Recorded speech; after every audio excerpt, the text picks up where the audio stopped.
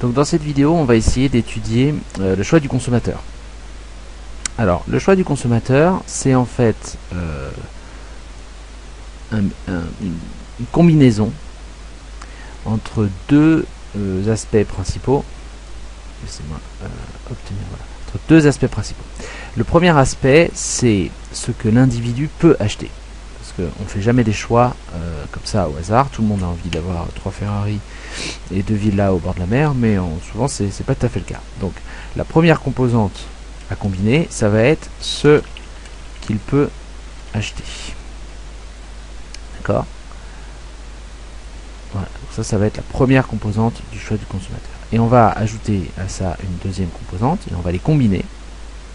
Et cette deuxième composante, je vais la faire en bleu ciel, comme ça, turquoise, ce qu'il veut acheter. Donc moi je veux 3 Ferrari et 2 maisons au bord de la mer, mais clairement je suis contraint par ça, par le fait que je ne peux pas acheter 3 Ferrari et je ne sais pas combien de maisons au bord de la mer. Donc il faut vraiment étudier ces deux parties-là pour bien comprendre quel va être le choix du consommateur. Alors, dans ce que le consommateur peut acheter, ça va nous donner en fait ce qu'on appelle la contrainte de budget. Alors c'est moins bien écrit que quand je tape avec le clavier, mais bon, la contrainte de budget. Et l'analyse de ce qu'il veut acheter, ça va nous donner l'étude des préférences. Hop. L'étude des préférences. J'écris très mal, hein, comme un écolier de 5e, enfin bon, c'est comme ça. Donc, on a deux composantes. Ce qu'il peut acheter, on va étudier d'abord la contrainte de budget. Et puis, ce qu'il veut acheter, on va étudier les préférences de l'individu. Alors, on va commencer par le premier aspect, ce qu'il peut acheter. Donc, étudier ce qu'il peut acheter, c'est étudier donc sa contrainte de budget. On va partir donc d'un budget.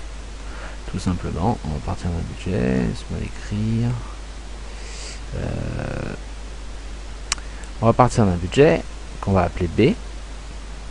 Et ce budget, c'est donc le budget que l'individu a prévu. Ça peut être un budget vacances, un budget Noël, un budget transport, un budget alimentation. En général, le budget dépend du revenu, mais ça, on verra ça un peu plus tard. Et donc, on part de ce budget qu'on va noter B. Et à quoi ce B doit être égal? Ce B doit être égal à un certain nombre de choses. Et comment on peut savoir ça? On a une idée si on se rappelle notre point de départ qui est que l'individu est rationnel.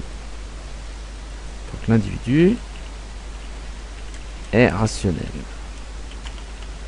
Ça veut dire quoi? Ça veut dire que il va utiliser au mieux toutes ses ressources.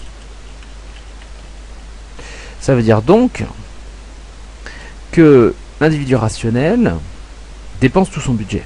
Il va dépenser tout son budget si c'est un budget vacances, il va dépenser tout son budget dans les vacances. Si c'est un budget, je sais pas moi, alimentation, il va dépenser tout son budget en alimentation. Il est hors de question pour l'individu de laisser traîner des billets de 100 € ou de 50 € chez lui. Il va utiliser tout ce qu'il avait prévu d'utiliser pour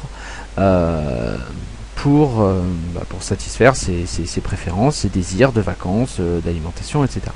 Donc il dépense tout son budget.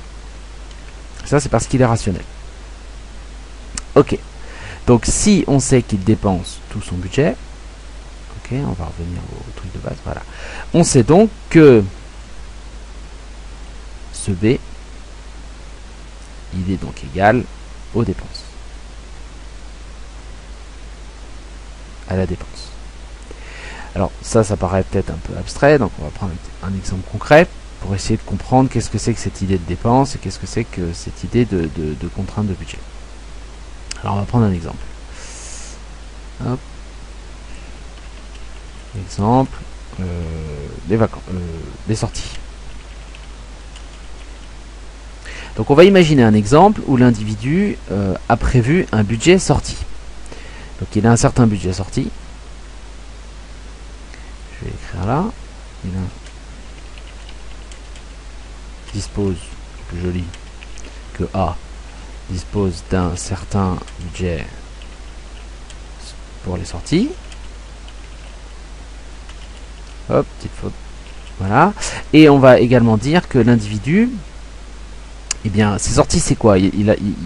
On va dire qu'il a le choix entre plusieurs sorties. Il a le choix entre deux types de sorties. Pourquoi je choisis deux types de sorties? C'est pour simplifier. Il peut avoir le choix entre, bien sûr, énormément de types de sorties. Ça paraît tout à fait logique. Mais pour l'instant, on va faire quelque chose de simple. On va choisir deux types de sorties. On va considérer deux types de sorties. On va considérer d'abord le cinéma, d'un côté. Et on va considérer également le restaurant.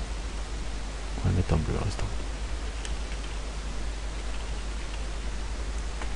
Donc on a deux types de sorties et il faut choisir en fait combien de fois l'individu va aller au cinéma et combien de fois l'individu va choisir d'aller au restaurant. Alors il nous faut préciser un dernier élément, parce que là on a choisi donc, on a précisé que l'individu avait un budget sorti, on a précisé qu'il avait le choix entre deux types de sorties pour l'instant, pour simplifier, le cinéma et le restaurant.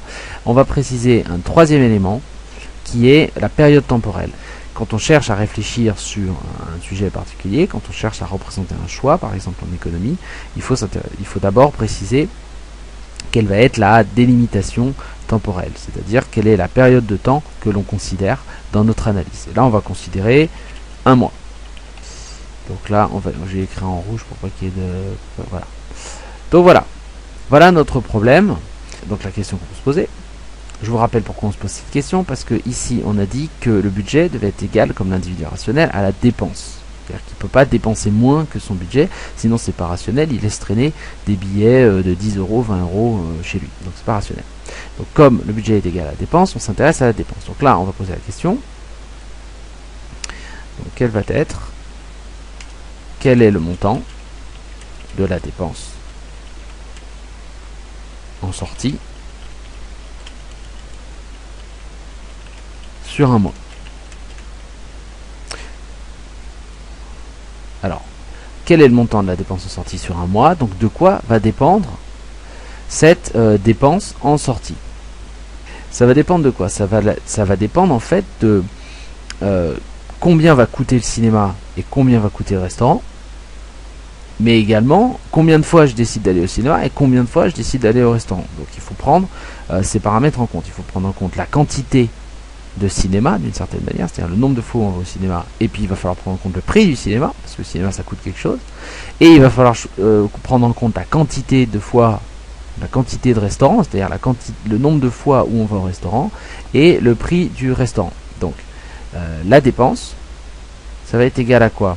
Ça va être égal, donc, on va le mettre en jaune, parce qu'on a décidé que le cinéma c'était jaune, hop, au prix du cinéma, je vais l'appeler PC, multiplié par le nombre de fois où je vais au cinéma, on va appeler ça QC. D'accord? Et on va ajouter à ça le restaurant qui est en bleu, donc le prix du restaurant, hein, l'addition, que multiplie le nombre de fois, ou la quantité, le nombre de fois où je vais au restaurant. Donc là, la dépense totale en sortie, c'est donc le nombre de fois où je suis allé au cinéma multiplié par le prix du cinéma, plus le nombre de fois où je suis allé au restaurant multiplié par la quantité de restaurant. Donc ça c'est dans le cas général. Et donc comme on a dit plus haut que la dépense de l'individu c'était égal au budget parce qu'il ne laisse rien de côté, il dépense tout. Il faut donc que on en déduit donc que le budget B c'est donc égal au prix du cinéma multiplié par les quantités de cinéma plus, on va mettre ça en bleu, plus le prix du restaurant que multiplie les quantités de restaurant.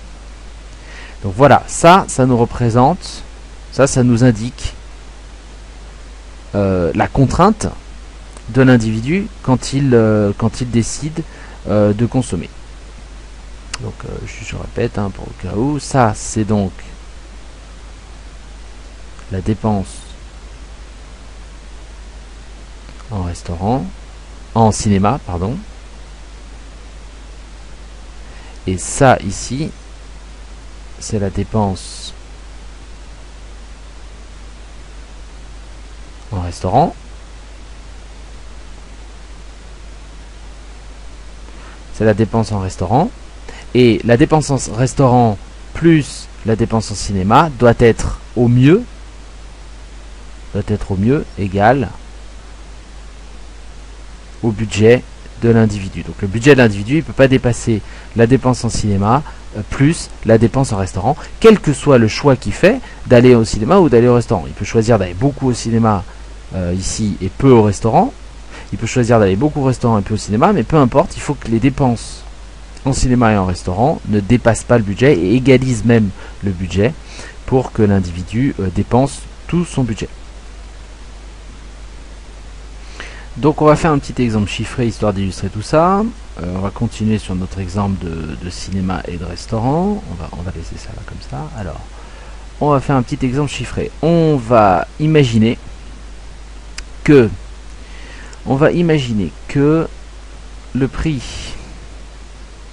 du cinéma c'est 10 €. Bon, ça paraît assez logique, c'est pas trop idiot comme paramètre, c'est à peu près 10 € le prix d'une place de cinéma. Et on va également imaginer que le prix du restaurant, en fait c'est l'addition par personne.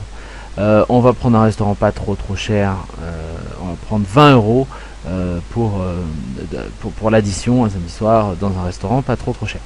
Donc voilà, là on a deux nouveaux paramètres, enfin on a des paramètres chiffrés, c'est-à-dire que PR, le prix du restaurant maintenant c'est 20 €, et PC, le prix du cinéma maintenant c'est 10 €. Donc là on a des exemples un peu plus chiffrés, et on va également prendre un nouveau chiffre pour le budget total qu'un individu s'accorde pour les sorties. Alors là on va imaginer que le budget de l'individu par mois c'est 200 € par mois. Ok, donc on peut simplement remplacer les chiffres dans l'équation qu'on a écrite ici et essayer d'avoir une idée un peu plus précise de la contrainte de budget. Donc ça veut dire que l'individu il a 200 €, d'accord, qu'il doit dépenser, donc ça doit être égal à sa dépense. Ça doit dépenser en quoi? Dépenser en cinéma, donc il doit choisir ses quantités de cinéma. Voilà, je vais le faire dans l'ordre parce que sinon on va se perdre. Hop, on repart. Donc il a le choix entre du cinéma, un certain nombre de fois où il va au cinéma et un certain nombre de fois où il va au restaurant. Donc le cinéma ça lui coûte 10 € multiplié par les quantités de cinéma, c'est-à-dire le nombre de fois où il choisit d'aller au restaurant, plus, et là on va, donc ça voilà, plus et bien 20 € de restaurant multiplié par les quantités de restaurant. Et donc là on a bien la dépense en restaurant. C'est affreusement mal écrit, mais enfin c'est pas grave. Et ça c'est la dépense en ciné. Donc il a 200 €. Donc on voit tout de suite la contrainte ici. Il a dans son portefeuille 200 € pour aller au cinéma et au restaurant dans le mois. Et évidemment, s'il choisit d'aller beaucoup au cinéma, si ce QC là est assez grand, il va plus pouvoir trop aller au restaurant, donc ce QR sera un peu plus petit. Et puis s'il choisit d'aller un peu plus au restaurant, si QR est grand, et ben ce QC, le nombre de fois où il va au cinéma, ce sera forcément petit parce que il n'a pas un budget illimité, il a un budget qui est de 200 €. Donc ça nous représente la contrainte de budget, comme on a dit au tout début. Hop, on revient au tout début. On a dit le choix du consommateur, c'est ce qu'il peut acheter, la contrainte de budget, ce qu'il veut acheter, l'étude des préférences. Donc là, on a représenté la contrainte de budget. Les préférences, on les étudiera dans une autre vidéo.